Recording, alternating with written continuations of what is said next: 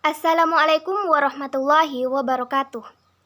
Perkenalkan, kami dari kelompok 10 yang terdiri atas Muhammad Armizul Caniago, Rahmah Fuadi, dan saya sendiri Yeni Anggraeni. Baiklah, di pembahasan kali ini kita akan membahas tentang kekuasaan Inggris di Afrika Selatan. Terbentuknya wilayah Afrika Selatan dan Uni Afrika Selatan. Negara yang paling selatan di benua Afrika adalah Afrika Selatan, yang memiliki 3 ibu kota, yakni Pretoria, Cape Town, dan Bloemfontein, masing-masing untuk badan eksekutif, legislatif, dan yudikatif. Afrika Selatan adalah sebuah republik di selatan Afrika. Negara ini berbatasan dengan Namibia, Botswana, dan Zimbabwe di utara, Mozambik dan Swaziland di timur laut. Pada masa silam, negara ini dikecam karena dasar apartheidnya, tetapi sekarang Afrika Selatan adalah sebuah negara demokratik dengan penduduk kulit putih terbesar di benua Afrika. Afrika Selatan merupakan negara multiras dan mempunyai 11 bahasa resmi. Afrika Selatan terkenal sebagai penghasil berlian, emas, dan platinum yang utama di dunia. Pada abad ke-17, maskapai perdagangan Inggris dan Belanda mulai bersaing menguasai perdagangan di timur jauh. Karena jarak yang jauh, maka didirikanlah stasiun persinggahan di Teluk Table di ujung utara Semenanjung Tanjung oleh Dutch East India Company tahun 1652. 3 kapal penuh pemukim dikirim di bawah pimpinan Jan van Riebeeck. Setelah mendarat, orang-orang tersebut mendirikan benteng. Mereka berkebun dan bermukim untuk memelihara ternak untuk pengadaan daging bagi pelaut yang sedang dalam pelayaran panjang ke Hindia Timur. Mereka juga melakukan perdagangan dengan penduduk Afrika. Mereka disebut dengan bangsa Boer. Tahun 1795, orang Inggris merebut koloni ini, lalu melepaskannya pada tahun 1802 dan merebut kembali pada tahun 1806. Tahun 1815 melalui Kongres Wina dengan resmi kepemilikan Inggris atas Tanjung. Penduduk Belanda tidak senang dengan pemukiman orang Inggris. Tahun 1830, ketidaksenangan tersebut memuncak dan terjadi migrasi besar-besaran. Mereka meninggalkan Tanjung dan bergerak ke arah timur dan utara, dan akhirnya melahirkan sejumlah republik yang merdeka. Yang terbesar adalah Negara Merdeka Orange tahun 1854, dan Republik Afrika Selatan yang kelak berganti nama menjadi Transvaal pada tahun 1838. Adanya penemuan intan pada tahun 1868 menyebabkan pertumbuhan ekonomi semakin membaik. Namun kericuhan terus memuncak. Pada tahun 1899, perselisihan bangsa Boer dan Inggris mencapai titik klimaks. Bangsa Boer berusaha bebas dari pengaruh Inggris. Perang Boer yang terjadi selama kurang lebih 3 tahun mulai telah menimbulkan berbagai dampak negatif. Akhirnya bangsa Boer menyerah. Bangsa Boer dibinasakan dan daerahnya digabungkan dengan Afrika Selatan. Tahun 1910, berdasarkan Akta Afrika Selatan, terbentuklah Uni Afrika Selatan. Negara ini memihak Inggris pada Perang Dunia I, dan tentaranya mengalahkan orang Jerman yang menduduki Afrika Barat Daya tahun 1919. Liga Bangsa-Bangsa memberikan wilayah yang diduduki Jerman kepada Afrika Selatan. Inggris menguasai Afrika Selatan sampai tahun 1931.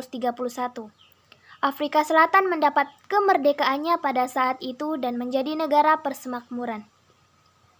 Tahun 1948, Partai Nasional yang berkuasa hingga sekarang mendapat kekuasaan penuh dan menguasai Afrika Selatan dengan politik apartheid.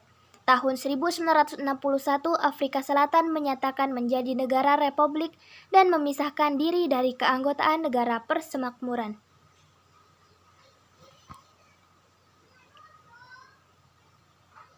Orang Eropa pertama yang mencapai Afrika Selatan adalah Bartholomeus Dias, yang berlayar mengelilingi Tanjung Pengharapan tahun 1488. Keberhasilan Dias disusul oleh Vasco da Gama pada tahun 1497 hingga 1498. Yang berlayar mengelilingi Tanjung dan menemukan serta menamai kawasan Natal. Sekian materi dari saya, dilanjutkan oleh Rahma Fuadi. Baiklah, saya Rahma Fuadi akan melanjutkan penjelasan dari teman saya. Di sini saya akan menjelaskan mengenai Perang Boer. Perang Boer adalah perang yang terjadi atau konflik senjata yang terjadi di Afrika Selatan antara pasukan Inggris melawan bangsa Boer. Bangsa Boer adalah bangsa Belanda yang telah menempati wilayah cikal bakal dari Afrika Selatan. Perang Boer di dalam bahasa Afrika dinamakan dengan Perang Kemerdekaan karena orang Boer mengklaim kalau perjuangan mereka untuk mengenyahkan Inggris yang mencoba menjajah tanah air mereka. Berdasarkan waktunya, Perang Boer ini terbagi menjadi dua. Yang pertama adalah Perang Boer pertama tahun 1880 sampai 1881. Perang pertama ini dikenal juga dengan Perang Transvaal atau Pemberontakan Transvaal, yaitu perang yang berlangsung tanggal 16 Desember 1880 sampai 23 Maret 1881 antara Imperium Britania atau Inggris melawan Republik Transvaal. Perang ini dipicu oleh keinginan Britania untuk memperkuat kekuasaannya di Afrika Selatan, khususnya setelah penemuan kandungan intan besar pada tahun 1868 di sekitar Kimberley di perbatasan gabungan Transvaal dengan negara bebas Oranye dan koloni Tanjung. Yang kedua adalah Perang Boer yang kedua, yaitu tahun 1899 sampai 1902. Perang ini meletus antara 11 Oktober 1899 hingga 31 Mei 1902. Perang ini terjadi antara Kekaisaran Britania atau Inggris melawan penduduk Boer yang berbahasa Belanda di dua negara merdeka, yaitu Republik Transvaal dan negara bebas Oranye. Perang ini berakhir dengan kemenangan Britania dan wilayah kedua negara yaitu negara Transvaal, Republik Transvaal dan negara bebas Oranye dianeksasi atau disatukan. Mereka menyerah dan akhirnya terbentuklah Uni Afrika Selatan sebagai bagian dari persemakmuran. Sekian yang dapat saya sampaikan, dilanjutkan oleh teman saya. Baiklah, saya akan melanjutkan materi dari Rahma Fuadi. Materi selanjutnya tentang politik apartheid. Apa sih politik apartheid itu? Politik apartheid itu merupakan sebutan untuk pemisah antara kulit putih dengan kulit hitam secara wilayah sampai dengan sistem secara keseluruhan yang diterapkan oleh kaum kulit putih. Hukum apartheid sudah sejak tahun 1930 yang diberlakukan oleh para pendatang dari Eropa ke Afrika Selatan. Perjuangan mayoritas rakyat Afrika Selatan dalam menentang atau menolak apartheid awal mulanya pada tahun 1961, Mandela memimpin aksi rakyat Afrika Selatan untuk tinggal di dalam rumah.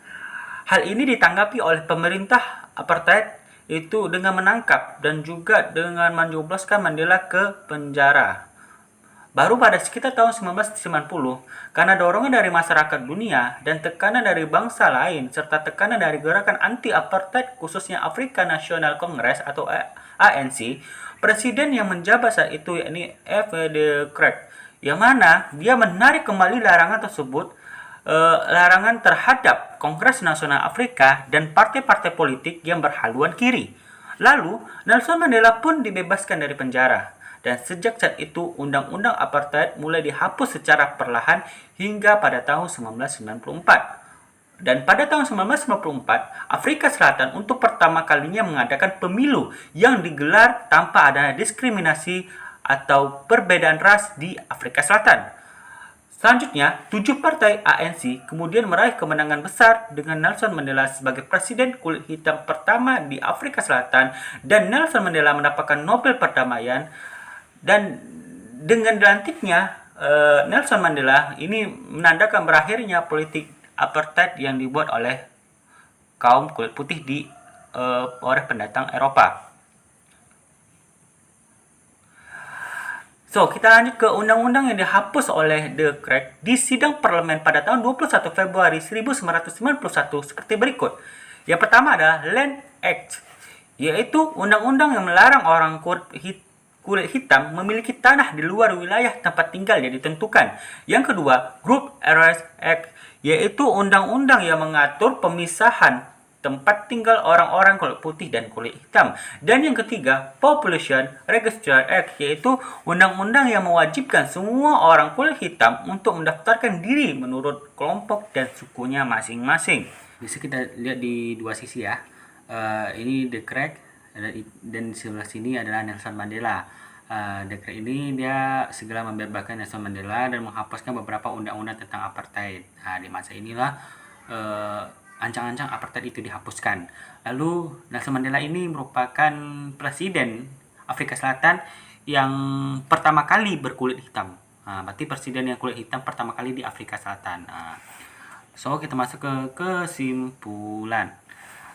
Dapat kita simpulkan dari materi yang kita bawa, yang kami bawa ini, yang dibacakan oleh Yeni, yang dibacakan oleh Rahma, tentang kekuasaan Inggris di Afrika Selatan, dapat kita simpulkan bahwa negara Afrika Selatan terkenal sebagai penghasil berlian, emas, dan platinum yang utama di dunia.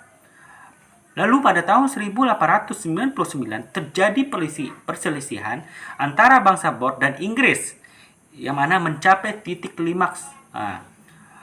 Setelah itu, perang Boer yang terjadi selama kurang lebih 3 tahun mulai menimbulkan dampak yang negatif. Dengan menimbulkan dampak yang negatif, lalu bangsa Boer pun menyerah ke daerahnya dibinasakan oleh Inggris dan digabungkan oleh Inggris dengan Afrika Selatan. Maka pada tahun 1910 berdasarkan Akta Afrika Selatan terbentuklah Uni Afrika.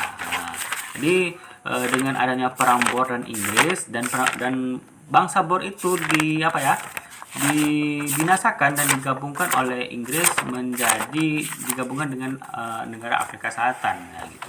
Selanjutnya itu pada tahun 1961 ya, yang mana Mandela memimpin aksi rakyat Afrika Selatan, yaitu menentang apartheid, yaitu dengan menyuruh rakyat untuk tinggal di dalam rumah.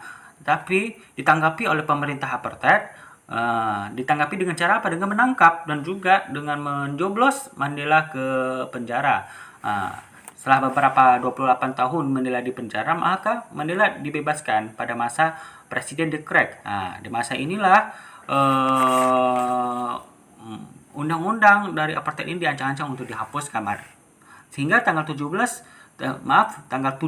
1990 De Klerk ini menghapuskan undang-undang darurat negara. Selanjutnya tanggal 21 Februari 1991 undang-undang tentang apartheid ini resmi dihapus.